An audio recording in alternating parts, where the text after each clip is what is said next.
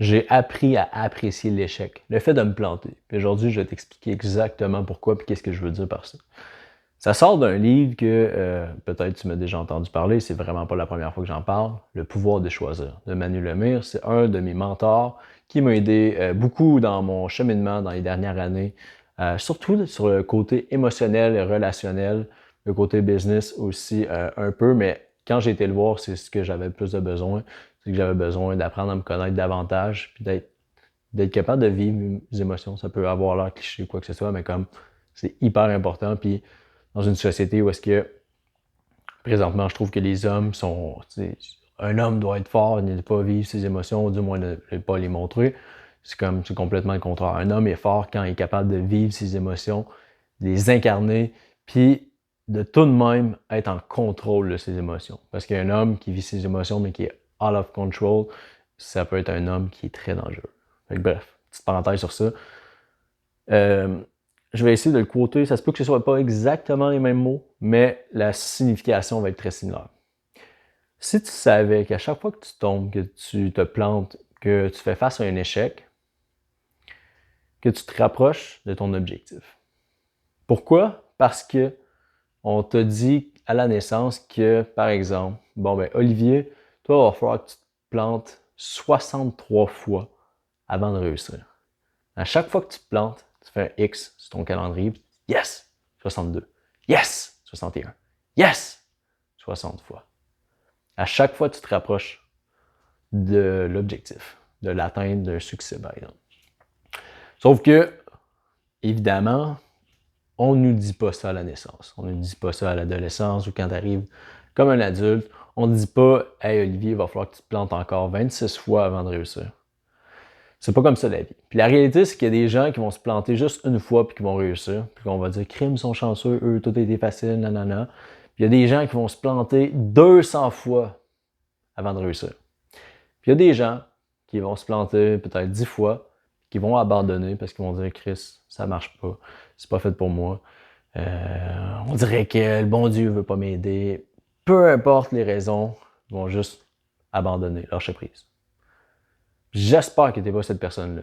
J'espère que si tu écoutes ce podcast-là, c'est que tu as encore au moins une petite piste genre que tu crois encore que tu peux réussir. Sinon, ma job va être de faire revivre cette flamme-là. Et justement, pas nécessairement de te promettre, mais de te montrer que, hey, il y a quelque chose, là. Tu sais, la fameuse image là, qu'on voit un minier qui cogne, puis là, que sur l'image d'en haut, on voit celui qui revient de bord, puis il est presque rendu au diamant. Il reste genre, mettons, l'image est là, ça arrête, le tunnel est ici, puis là, il y a le diamant. Si tu écoutes en vidéo, ça va être pas mal plus clair, mais bon. Puis la photo d'en bas, tu as le gars qui est pas rendu encore, mais qui a un gros sourire, puis qui bûche, puis qui arrache pied.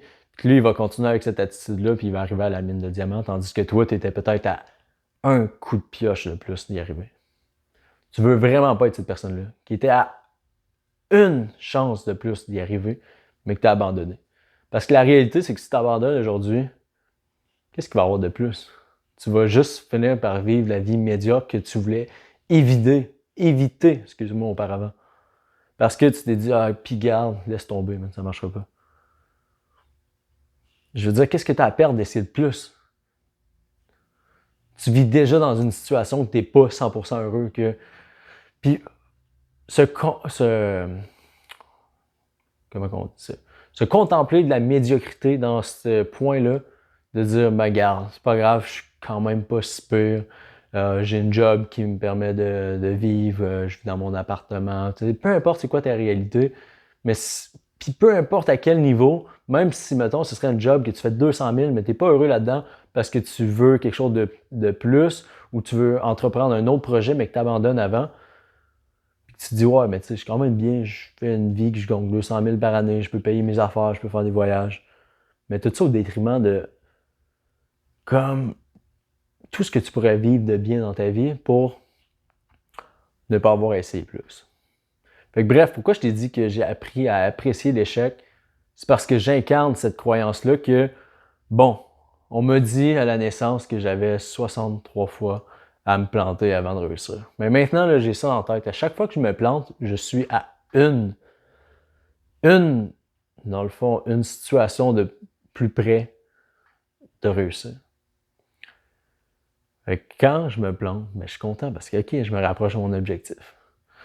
Je sais que c'est frustrant, c'est plate de se planter, c'est comme, tu peux tout vivre les émotions quand tu te plantes. Sauf que la seule chose que tu contrôles, c'est la façon dont tu vas réagir à cet échec-là. Puis, ben, tantôt, je racontais l'histoire du minier que lui abandonne. Il a décidé de réagir d'une façon, bon, on va dire médiocre, OK? On va se dire les vraies affaires. De lâcheté, même, on pourrait dire ça. Puis d'abandonner, puis de revirer de bord. Puis l'autre personne, malgré qu'il s'est planté, il a dit, bon, ben, regarde, je vais continuer. Je vais rattacher mes bottines, puis je vais faire un step de plus. Je vais réessayer. Peu importe le nombre de fois que tu te plantes, continue parce que, de toute façon, je veux dire, si t'es pas heureux, essaye autre chose. Là. Essaye une autre fois. Essaye plus fort. Mais abandonne pas. Tu n'as rien à gagner si tu abandonnes. Si tu te plantes, ben, pour moi, c'est une façon de grandir. C'est une façon d'apprendre à travers le processus. Tu as tout à gagner en te plantant. Puis, tu sais, quand tu commences à faire du vélo quand tu es jeune, puis tu te plantes, tu apprends que, OK, quand tu te plantes, ça fait mal, fait que t'es mieux de ne pas te planter. Puis, ben, tu apprends, mais tu te replantes encore parce que là, à un moment donné, tu essayé d'être casse-cou puis de faire un petit jump ou tu essayé de te rouler sur une cocotte puis tu pensais que ça allait bien faire. Finalement, tu as glissé, tu t'es planté. On a toutes des histoires comme ça qu'on s'est déjà planté en skate ou en vélo. Je suis pas mal sûr. Bref. Je pense pas que je vais aller plus loin avec ce podcast-là. Je pense que si je l'éternise, ça va juste, pas nécessairement gâcher le concept, mais je veux dire, l'information était là. Puis ce que je voulais dire, c'est exactement ça. Aujourd'hui, tu as la décision de continuer, même si tu fais face à l'échec, même si tu fais face aux difficultés, ou tu as la décision d'abandonner. J'espère que tu vas être celui qui va décider de continuer. Puis parfois, de continuer, c'est d'aller chercher de l'aide. Parce que la réalité, c'est que peut-être que toute seule, ça va te prendre 63 échecs. Peut-être qu'avec quelqu'un, ben après la 10e échec, tu vas éviter plein d'échecs parce que soit tu as payé ou tu t'es investi ou tu as appris pour ne pas faire ces échecs-là. Fait que tu sais, les échecs parce que t'as pas appris ça ou tu savais pas ça ou non, ben t'es effacés parce que tu as fait du travail en amont. Puis ça peut être, en fait, je vais te dire sincèrement, c'est quelque chose qui m'a énormément aidé parce que tantôt, je t'ai parlé de mon mentor Manu, mais je veux dire, j'aurais fait pas mal plus d'erreurs dans mon couple actuel si j'aurais pas été consulté Manu. En business, peut-être que tu connais, j'ai déjà fait des podcasts avec Jacob, ça fait maintenant bientôt, en tout cas, 3 ans, bientôt 4 ans que je travaille avec Jacob dans le mastermind, Jacob Hamel, le coaching. Puis, j'aurais fait des erreurs en salle. Je ne serais pas la personne que je suis aujourd'hui. Puis, je pense pas que j'aurais emmené autant la personne que je suis, mon entreprise, tout le kit à ce niveau-là aussi rapidement. Je suis sûr que j'aurais fait 1001 erreurs de plus qui m'auraient peut-être ralenti. En fait, qui m'auraient évidemment ralenti, ça c'est sûr à 100%, mais qui m'aurait même peut-être fait pencher sur le fait que j'abandonne. Mais là, de voir que Jacob, là, il a 10 ans de plus que moi, puis je pense qu'il a genre 10 ans pile, puis en plus, on a la même date de fête, fait que ça, c'est vraiment drôle. Belle coïncidence. Je sais pas si c'est drôle que ça, là, je suis pas crampé, mais c'est une belle coïncidence. Où est-ce que je voulais en venir avec tout ça? Des fois, je me perds dans mes trucs. Mais ce que je disais, c'est que j'ai appris beaucoup des erreurs que lui-même a fait. Il a 10 ans d'expérience que plus que moi. Fait que tu sais, là, les 10 ans d'erreurs qu'il a fait, puis il a payé du monde pour faire partie des mentorats dans le passé.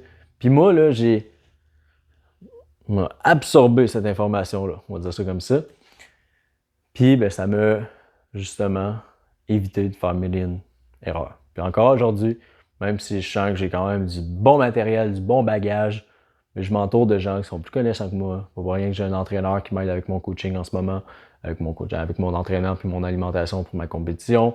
C'est pas pour rien que j'ai Jacob qui m'aide avec tout ce qui est l'entrepreneuriat. J'ai un coach qui m'aide avec la psychologie humaine, mieux comprendre l'humain, les relations, la communication.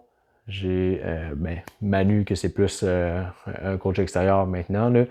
Mais comme je m'entoure de des gens qui sont plus compétents que moi dans différentes sphères de ma vie pour me permettre d'évoluer plus rapidement. Puis ça, c'est effectivement quelque chose qui, selon moi, va te permettre de scale et d'avancer 1000 fois plus vite. Ce qui est le fun, c'est que les boys au sein de ma communauté, dans Optimize Body, ben, ont accès à cette information-là. Moi, je ramasse une information d'un peu partout, je la synthétise, je l'apprends, je la retransmets d'une autre manière à mes clients qui veulent évoluer physiquement, mentalement. Il y en a dans ça qui veulent construire une business, il y en a qui même ont commencé une entreprise, puis on peut jaser de ça. Il y en a qui ont comme d'autres défis qui sont plus personnels, relationnels, puis je ne dis pas que je suis un psychologue puis tout ça, mais il y a plein de concepts que j'applique, puis que juste de jaser ensemble, puis qu'une personne se sente comprise et écoutée lors d'un appel, man, c'est fou, OK? Aujourd'hui, c'est tellement omniprésent, les distractions, ton téléphone qui sonne constamment, les notifications sur Instagram, sur TikTok, il est bombardé, tu as genre 4 onglets en même temps sur ton ordi. Quand quelqu'un te parle, il y a son téléphone en même temps, puis là, vous êtes en train de jaser, puis là, se tourne, man. C'est-tu pas assez frustrant, ça? En tout cas, moi, c'est exactement ce que je vis. Je trouve que c'est très frustrant quand une situation similaire arrive. Fait que, bref, d'avoir un endroit où est-ce que tu peux te sentir comprise et écoutée, man, it's mean everything. Puis avec mes coachs, c'est ça que j'ai appris. Ces gens-là, quand ils ont un moment à t'accorder, ben, ils te l'accordent. Puis, OK, man, on va pas mettre... Personne n'est parfait encore, puis c'est du travail constant. Puis encore, moi, ça peut arriver des fois que j'ai une idée en tête, puis là, que je parle à un client, puis je suis un peu genre, mettons, on pourrait dire, pas déconnecté, là, mais j'ai un stimulus extérieur qui me... OK, je suis un petit peu moins à l'écoute, mais j'essaie tout de suite de me recentrer, puis tantôt, c'est ça qui est arrivé, j'ai pensé à quelque chose, là, j'ai ri, j'ai perdu mon idée, ça arrive constamment. Sauf que quand tu travailles à justement améliorer ces choses-là, à être plus présent dans le moment présent, c'est ça, être dans le moment présent, c'est d'être à l'écoute, puis de quand tu jases avec quelqu'un, de ne pas construire ta prochaine réponse pendant qu'il parle. Tu l'écoutes réellement. Une fois qu'il a fini de parler, réfléchis à ce que tu veux dire, puis là, ça se peut qu'il y ait un silence de 2, 3, 4, 5 secondes. Pas grave, c'est 100% normal. Puis je veux dire, c'est une conversation qui est vraiment plus authentique. Si la personne n'a même pas fini son point et que tu es déjà en train de répondre, moi, je vois plus ça comme une confrontation. T'sais, des fois, oui, ça peut être parce que l'excitement, t'es excité de dire quelque chose ou comme t'as hâte. C'est une autre chose, mais surtout dans des situations où est-ce que c'est quasiment rendu une confrontation. Là. Mettons, tu prépares ton point, l'autre personne a déjà préparé son point, bam, bam, bam, personne s'écoute, tout le monde se... Yo, ça là, c'est la pire, le pire genre de communication que tu peux avoir. Mais bref, je mets énormément d'attention sur... Faut pas que ça arrive. Parce que personne ne se sent bien dans une situation comme ça. Et avec mes clients, pourquoi est-ce que je fais autant d'heures, puis que le soir, j'arrive chez nous, parfois il est très tard, mais j'ai eu du fun dans mes appels. Je suis genre là, pour vrai, j'en parle avec ma blonde, je disais, je jasais avec Karen aujourd'hui, je jasais avec... Puis, man, c'était vraiment nice, c'était positif, j'en ai appris plus sur eux, puis même des fois, juste les communications qu'on a ensemble permettent de moi-même faire des réflexions sur ce que je vis, ce que j'entreprends, sur les défis, de faire des connexions avec ce que j'ai déjà lu, ce que j'ai déjà écouté dans le passé, puis de renforcer ce lien-là. Fait que pour vrai, c'est juste malade.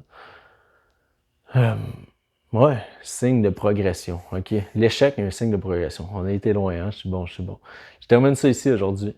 Si tu as aimé l'épisode, n'hésite pas à laisser un like, un commentaire, peu importe sur quelle plateforme tu écoutes ça. Tu peux le partager à un ami ou un membre de la famille si tu sens que ça pourrait l'aider. Puis, je te remercie de ton temps. Je te remercie de l'aide que tu apportes, de ton écoute. Puis, on se dit à la prochaine pour un autre podcast.